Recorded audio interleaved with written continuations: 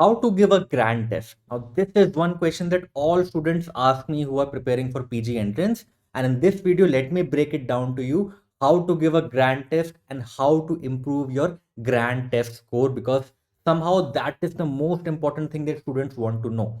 Now, my name is Dr. Rishabh Jain. I've done my MBBS from AIMS Delhi, and I'm a trained radiologist from PGI Chandigarh. And back in my days, I secured an All India rank 4 in AIMS PG. So I have good sort of amount of idea what it takes to get a top 10 rank in any PG entrance exam. Now, the most important thing that when you give a grand test is don't give a grand test randomly. Prepare for a grand test. Now, we know that whenever you are giving grand test, you want to emulate an actual examination.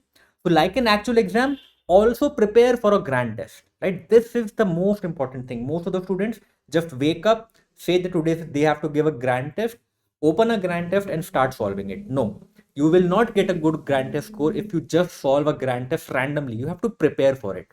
So let's say you decide to give a grand test on a particular day from 3 p.m. to 6 p.m. Now, on a grand test day in morning from 9 a.m. to 12 p.m., do a 3 hour study session before a grand test, have your lunch, and do a 2 hour study session. So you have around 5 to 6 hours of studies that you have done prior to a grand test. Now, what to read in these 5 hours? So this is the time when you revise your 20th notebook. Now, in the last video, in the previous two videos, I've talked extensively about how to make a 20th notebook. I'll make another video how to make a 20th notebook if you want.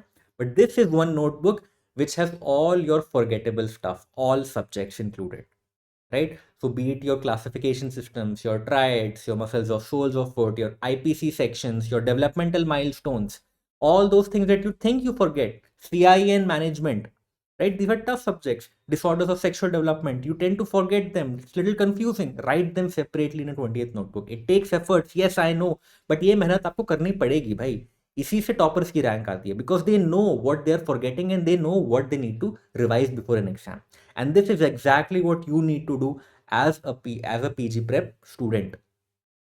Study before a grand test and then give a grand test, right? I'm sure if you revise your forgettable stuff before a grand test, you will definitely improve your grand test scores. And as and when you continue your revision during this journey, your this 20th notebook will keep on becoming bulky. It is okay.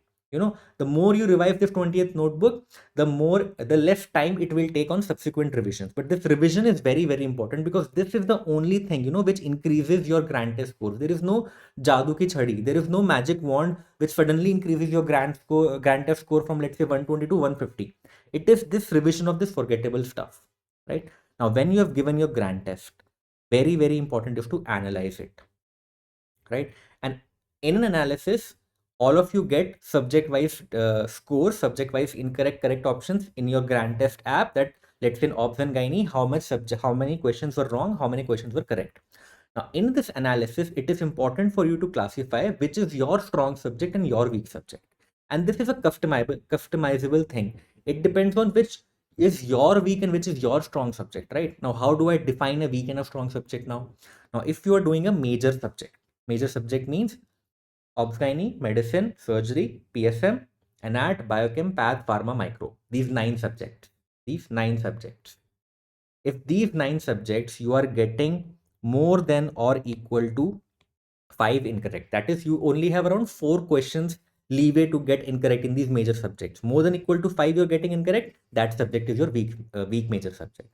For minor subject, you only have 1 incorrect leeway, and if you're getting more than or equal to 2 incorrect, that minor is your weak subject. And why have I taken these cutoffs? Because if you have these many incorrect, then your correct score will be around 154 correct. And remember, in the last NEET PG, at around 155 correct, there was a rank of 6,500. I expect a little rank inflation also. So to get a top 10,000 rank in NEET PG, and that is a good rank, believe me, top 10,000 rank, you need to have at least 154 to 158 correct. 150 to 155 correct to get a top 10,000. More than 150 correct you need to get a top 10,000 rank in NEET PG.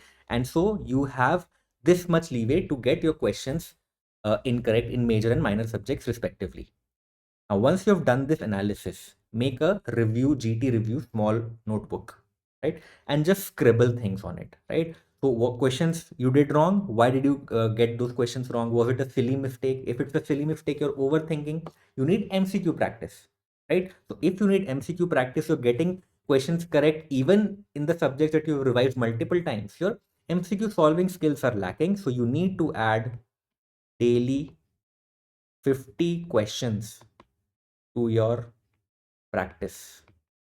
That is, when you are going to sleep, before you're going to sleep, solve random 50 questions, all subjects, all tags. It doesn't matter whether you know them or not. Try to guess the answer, because in NEET PG exam, no matter how many times you have revised, you'll only be able to answer questions of around 120 to 130.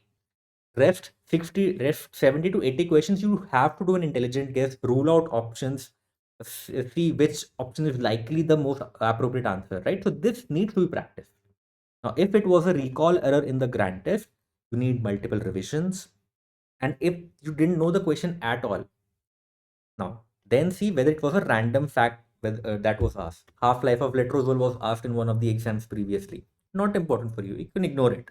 But if it's a PYT, or if that question has been marked correct by majority of the student in that test, you get that number, right? So that means that you need to work on that topic. Add that topic to your notes. Add that topic to your notes. So review the wrong previous year topic on the same day and add that to your rapid revision notes. Now, if it was a tough topic which you got wrong, let's say CIN management, cervical carcinoma, a carcinoma in situ, carcinoma in situ neoplasia, CIN, you got wrong, right? It's management you got wrong. A little tricky, a lot of algorithms. DFD clinical cases you got wrong, but they're important topics. So either watch the YouTube video, lot of free material is available on YouTube from all coaching platforms, or you can still watch the main videos, but try to close that topic which you're not able to understand on that GT day, right? Because you need to close that topic. कब तक आप बार बार बस GT देते रहोगे और topic strengthen नहीं करोगे? This is the time that you strengthen your weak topics, right? So take grand test as a learning tool. Don't stick to the grand test scores. मैं परेशान हो गया हूँ स्टूडेंट्स का सुन के कि हमारा ग्रैंड टेस्ट स्कोर नहीं बढ़ रहा. That is not the aim. The aim is to learn from that grand test, right? Use it as a learning tool. जो क्वेश्चंस गलत हो रहे हैं, the questions you are getting wrong, add them into your revision notes. Strengthen your PYTs which you're getting wrong, right? Do not give your past the power to define your future. If you're getting bad GT scores, 120, 100, 130, it doesn't matter. You still have 2 more months to increase. The best thing that I'll say that you do is make this 20th notebook. This is a game changer. Believe me, this will increase your number by 10 to 15 questions correct, right? Because revision is the key. What to revise is the thing that you're forgetting, and that needs to be written in your 20th note, right? So giving a GT is again a separate topic which I think I've covered in this video. If you like this video, please press the like button, share it with your friends, and do subscribe to my YouTube channel. Thank you, and I'll see you in the next one.